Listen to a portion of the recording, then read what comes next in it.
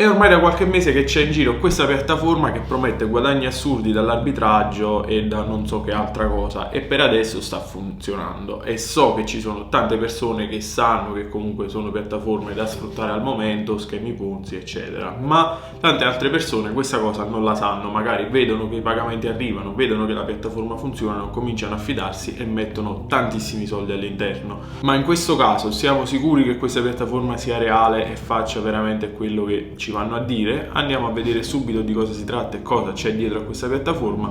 Prima però mi raccomando, lascia un bel mi piace e l'iscrizione al canale. Adesso ci spostiamo al PC e andiamo ad analizzare cosa ho trovato su questa piattaforma.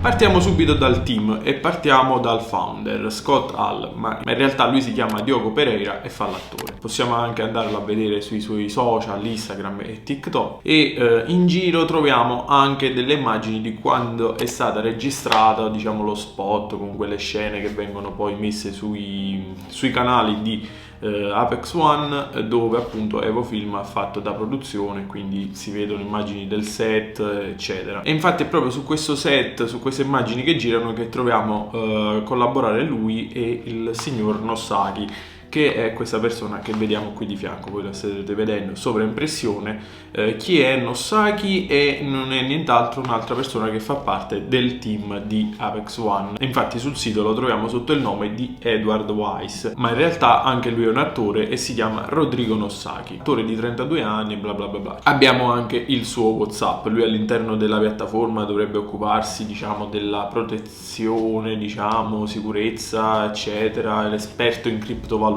e tutto il resto. In realtà ha un nome diverso e fa un lavoro diverso. Diciamo che già a questo punto il team abbiamo capito che è abbastanza fittizio, è composto da attori, almeno quelli principali, poi gli altri saranno proprio persone inventate assolutamente, perché non si trova un granché. Ma adesso passiamo all'azienda in sé per sé, perché loro sul sito ci vanno a dire che hanno un ufficio, una sede, e se andiamo ad inserire questo ufficio con il loro nome su Google Maps ci va a dire che c'è stato un errore, quell'ufficio non si trova lì, anche perché in quell'indirizzo si trova un policlinico. Adesso non so, vi lascerò comunque qualche immagine, quindi voi starete vedendo che, ma comunque sia, sicuramente non c'è un ufficio ma c'è tutt'altro. Ovviamente anche il luogo dell'ufficio è finto. Altra prova abbastanza eclatante è quella che vi lascio attraverso questo video. Guardate bene questo video, infatti è totalmente uguale ad un video di presentazione di quest'altra azienda. Hanno cambiato soltanto le immagini sullo schermo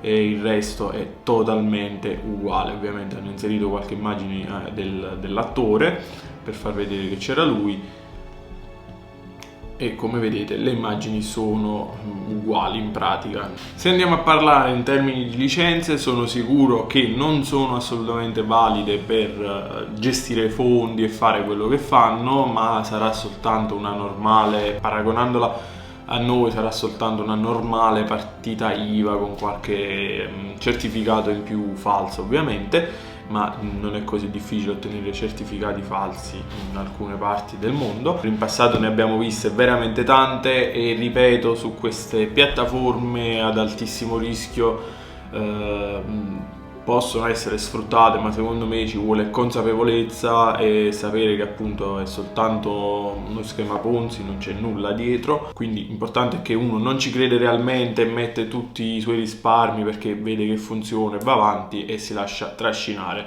Assolutamente, mi raccomando, non lo fate. E nient'altro da aggiungere, noi ci vediamo al prossimo video.